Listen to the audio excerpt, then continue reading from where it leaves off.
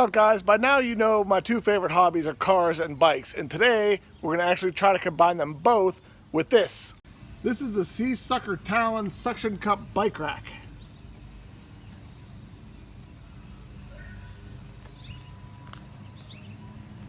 So when I brought the M4 home, I'm thinking to myself, how am I going to, carry my mountain bikes on this car? Fortunately, now I have my own dealer plate from the Ford dealer I work at, and I can bring used cars home and attempt to check them out a little more thoroughly before we sell them, so I have that option. But I still wanted to be able to take the car and the bike at the same time.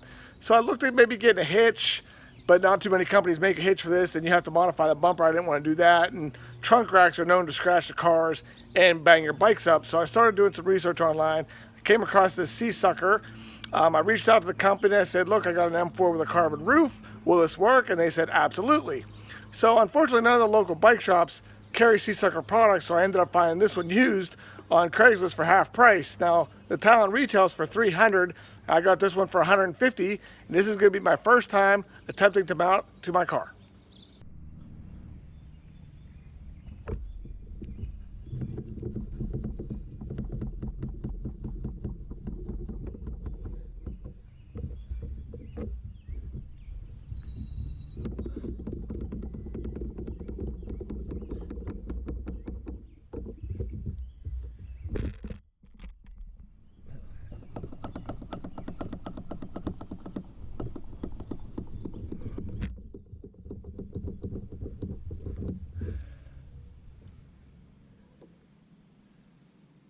And that's it, easy peasy. All right, guys, we got the Seasucker mounted onto the car. We got the bike mounted onto the Seasucker. So we're gonna see what happens, and we're gonna head out to Cars and Coffee and then possibly take the bike for a ride.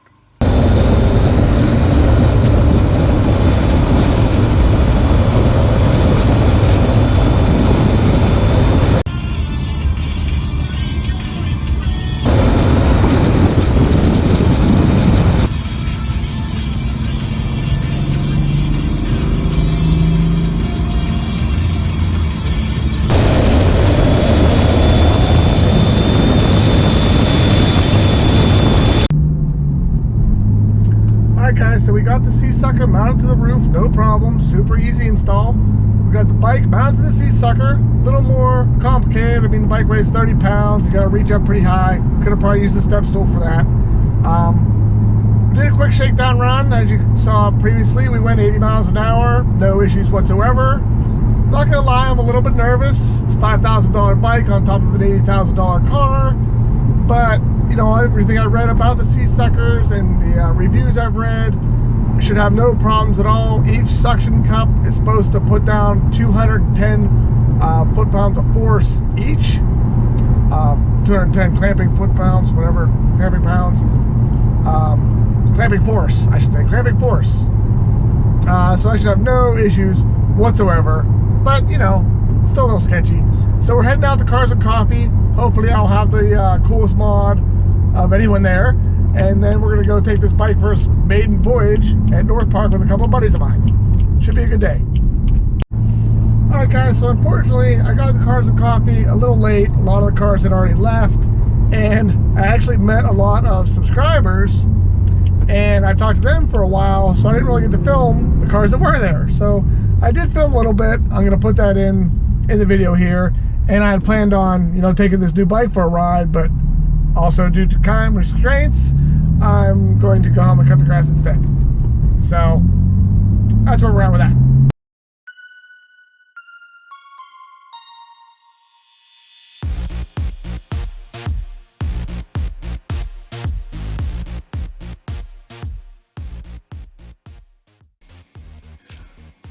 All right, we're pulling up the Generosa Coffee now. Let's see what we can see.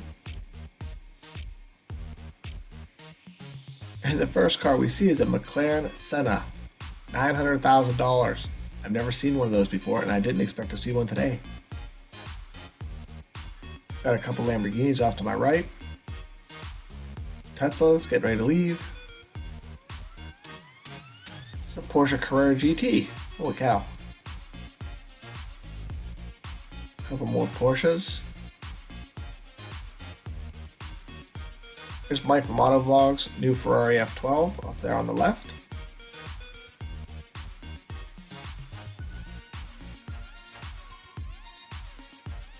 Aston Martin, another McLaren, 911, GTI, and a Focus.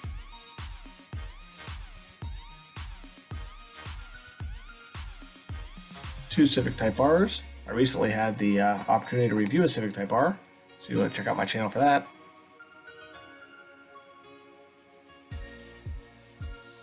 A couple Subarus, another Tesla, a Mitsubishi Evo, another Audi. There's a JDM Skyline. There's an E30 M3. That's what started my whole love for the M cars.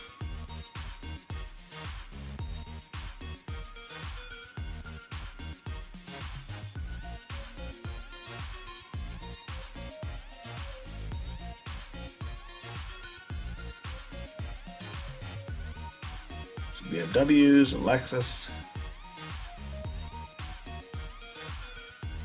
Acura RSX, a couple more Porsches, a Camaro, another Aston Martin next to a 911. There's a Maserati in front of me there, another Porsche.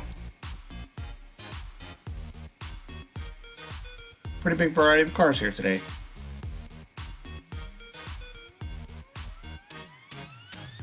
Look how bright that STI is in the corner.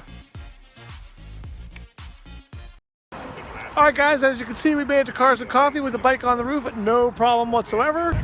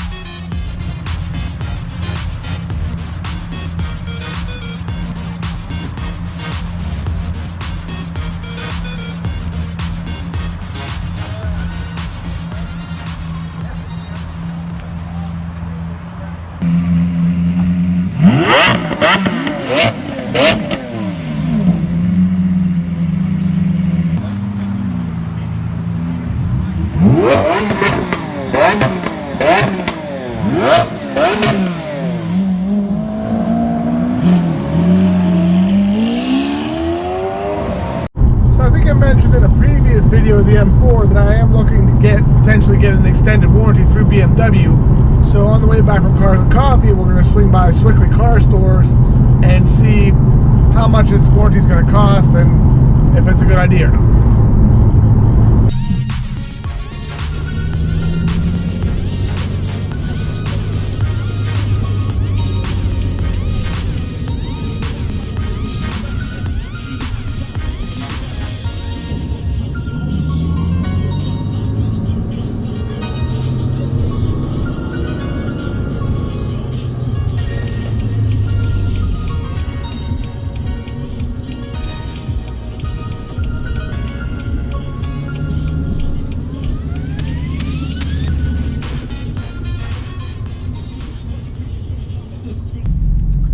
Alright, so I'm leaving Swickley Car Store. I talked to the finance manager and that conversation did not go as I had planned. To get a 7-year, I mean, that's 3 more years than the factory warranty, 7-year, 100,000 mile warranty for my 15 BMW M4, which is still under bumper to bumper until July, is a whopping $8,900. So that's definitely not going to happen. Another option I had was just a 2-year powertrain warranty, a 1-year powertrain extension. That was $1,700. And then he also talked to me about an aftermarket company that they've had good luck with. It would be a 2-year extension to the factory warranty, 12,000 total miles for $2,795. But like I said, I could get that, something similar to that through the Ford dealer, but the finance manager at the Ford dealer recommended, since my car was still under bumper to bumper, to go ahead and talk to BMW to see if I could get a better price, since it's still under bumper to bumper, but that is definitely not the case. So I think we're going to do a little bit more shopping around for warranties and see what happens. Alright guys, we made it back home. The car looks unscathed, the bike's still intact, so I think it worked like it was supposed to. Pretty awesome. Pretty awesome indeed.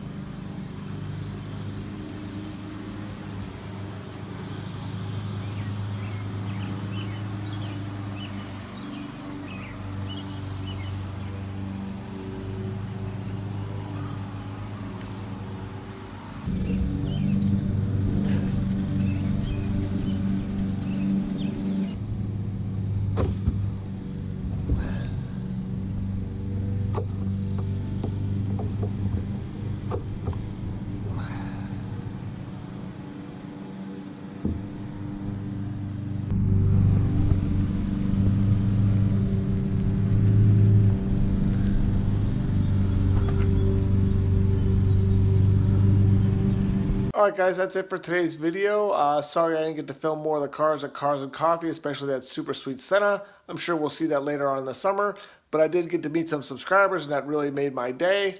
As always, I hope you enjoyed this video. Thanks for checking out my channel, and please subscribe if you haven't already.